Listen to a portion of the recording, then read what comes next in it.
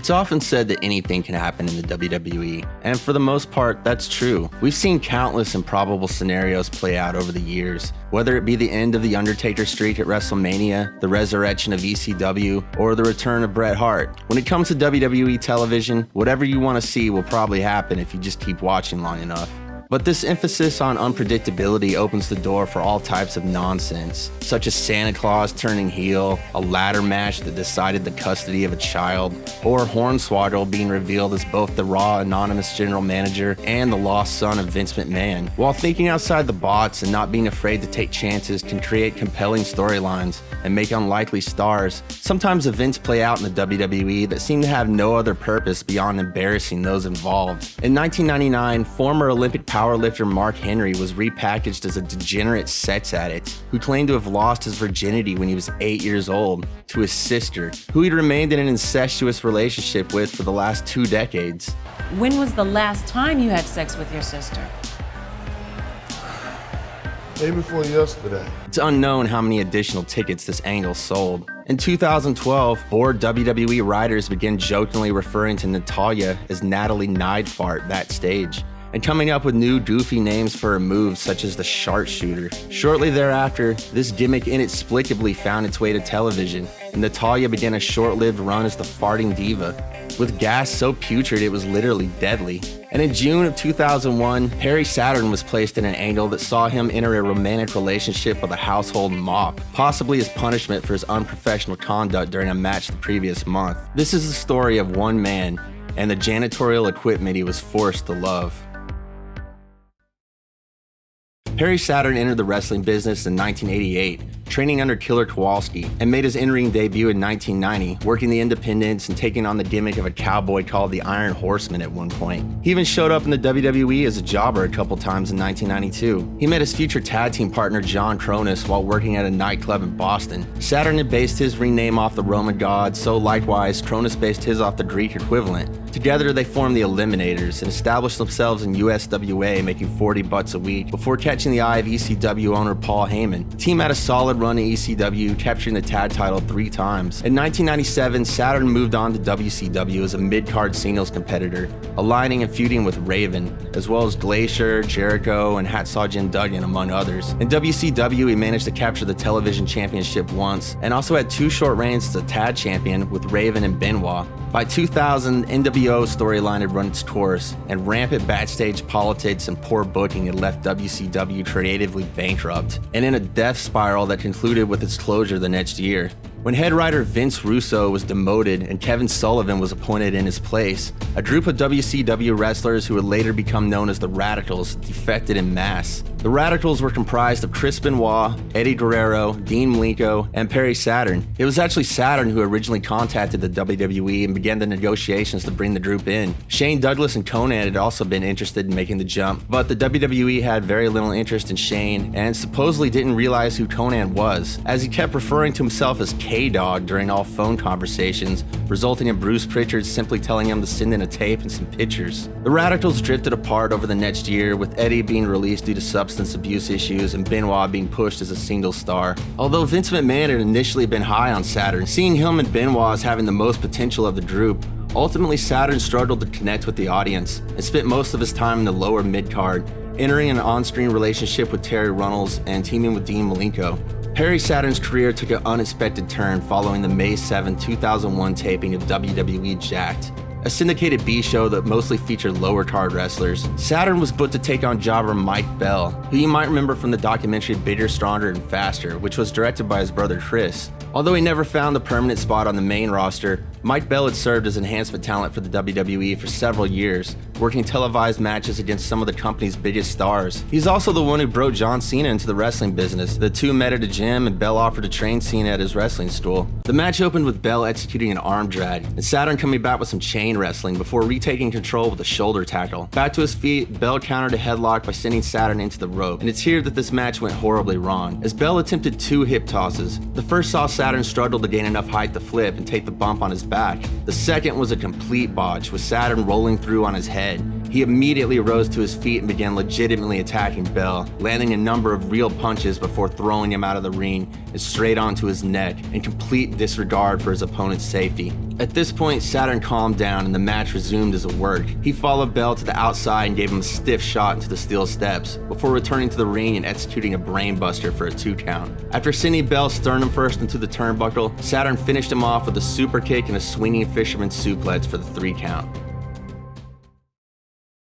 Backstage, Vince McMahon was understandably furious at Saturn for shooting on Bell. Vince had previously had to shell out $10 million in an out-of-court settlement to jobber Chuck Austin, who was paralyzed after incorrectly taking a rocker drop in 1990. Had Bell been seriously injured, it's likely that the WWE would have been liable. Saturn claimed to have taken 2 blows to his head during the match, which left him out on his feet and fighting for his life out of primal instinct, without being conscious of where he was or what he was doing. According to his brother Chris, Mike Bell claimed that Saturn showed up so intoxicated that he was unable to watch straight and refused to discuss the match in advance. Additionally, the bump on the outside to his neck caused Bell nagging pain until his death in 2008 due to a heart attack triggered by inhaling dust cleaner. 2 weeks later on Raw, Saturn and Malenko took on the APA in a losing effort. The finish of this match saw Saturn receive 2 very stiff power bombs, which sent the back of his head bouncing off the mat. 4 days later on SmackDown, he received another blow to the head, this time taking a Raven effect on a steel chair, which left him unconscious.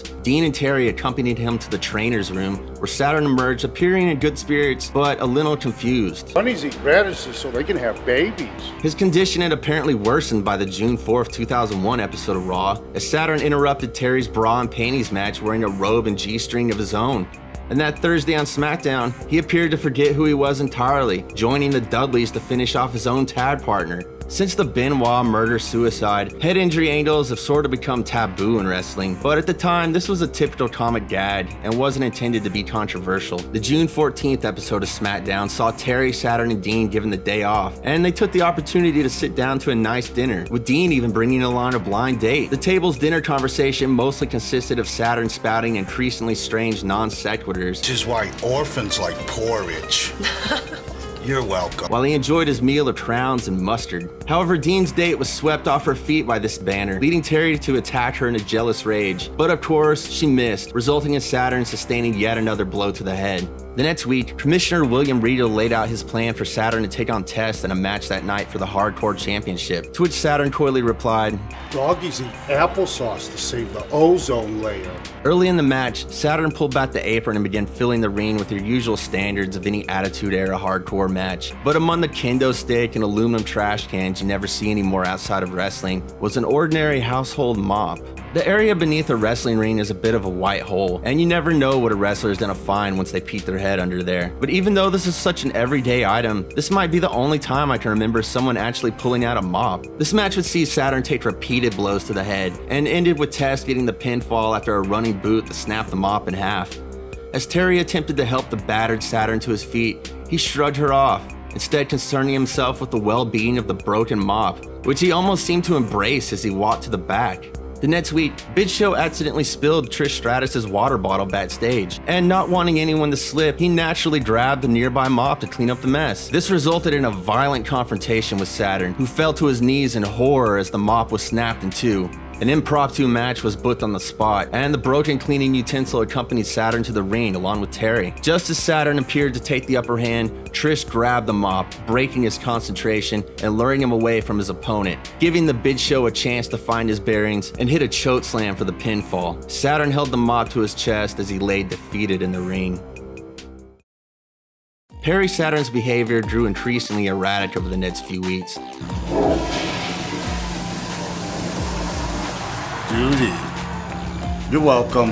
And on the July 16th episode of Raw, the Mop, which Saturn began referring to as Moppy, debuted its new face, which Perry had made himself. This angle was obviously inspired by the 2000 film Castaway, which saw Tom Hanks' character keep his sanity while marooned on a deserted island by conversing with a bloody volleyball. The film was released on DVD about a week before this business with the Mop started. I think there's also a bit of Ralph Wiggum in there. Bushes are nice because they don't have prickers. Some dinosaurs ate meat while others ate gravy. Or maybe someone was just a Stanley Spadowski fan.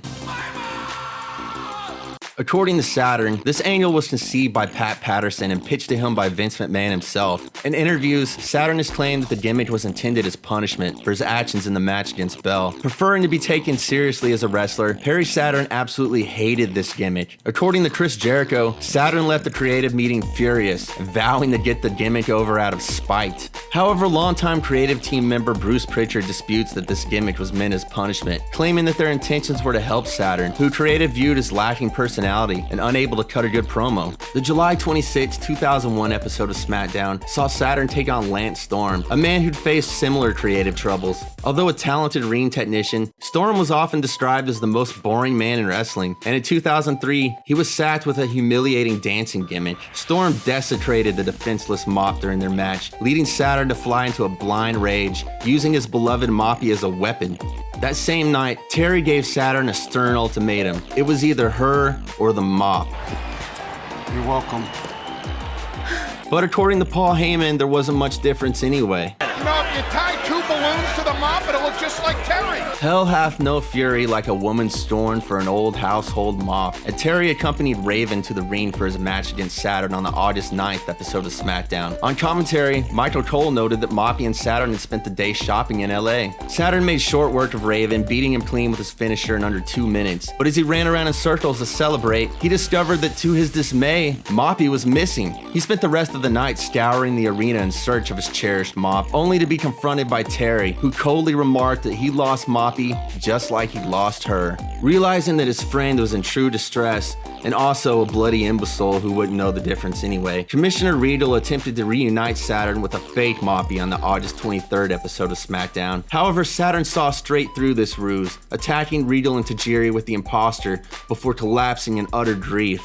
The next week, with a heavy heart, William Riedel informed Saturn that a ransom note had arrived, demanding $100,000 for the safe return of Moppy. Saturn was signed to a $250,000 a year guarantee at this time, so that would have been a bit less than half his yearly salary. Unable to pay the kidnappers, he enlisted the help of the Hurricane, who deduced that Matt Hardy must have had something to do with Moppy's disappearance. But this turned out to be nothing but a red herring, and the truth was revealed on the September 17th episode of Raw, when Terry and Raven appeared on the Titantron following Saturn's match against Shawn Stasiak. As Perry Saturn looked on in agony, Raven loaded the defenseless Moppy into a wood chipper, shredding Saturn's dearly loved companion into a million pieces. In later interviews, Saturn has admitted that his drug use at the time was so out of control that his memory of this angle is pretty spotty at best. However, he's also stated that this wood chipper segment was actually his idea, and the only idea of his the WWE used. The next week, Saturn attacked Raven after his match against RVD, attempting to choke the life out of his now mortal enemy. But a distraction by Terry allowed Raven to get to his feet and KO Saturn with the Raven effect. Their match at Unforgiven was made official that Saturday on WWE Excess, a short-lived WWE talk show that had just debuted.